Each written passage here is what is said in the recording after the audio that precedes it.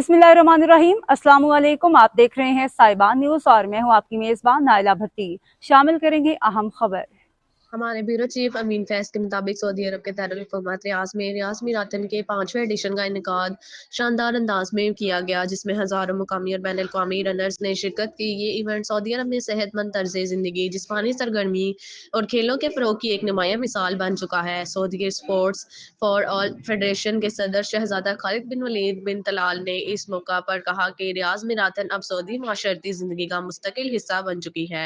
इनका कहना था कि ये मीराथन न सिर्फ जिस्मानी सेहत के फ़रोग़ का ज़रिया है, बल्कि मुख्तलिफ इलाकों और सकाफ़तों के से ताल्लुक़ रखने वाले अफ़राद को एक प्लेटफार्म पर इकट्ठा करके कौमी यकजहती को भी मजबूत बनाती है। रियाज मीराथन में ओवर सीरीज़ पाकिस्तानियों ने भी भरपूर शिरकत की।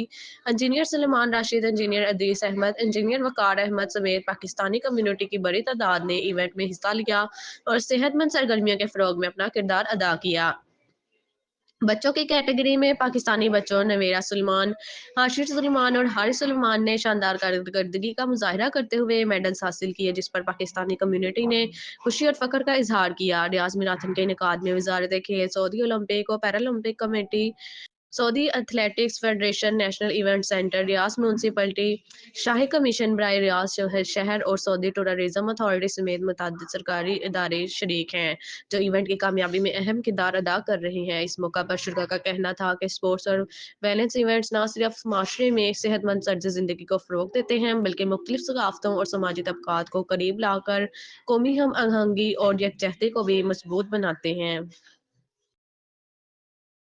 अब तक के लिए इतना ही। मज़ीद खबरों और अपडेट्स के लिए देखते रहें साहिबान न्यूज़।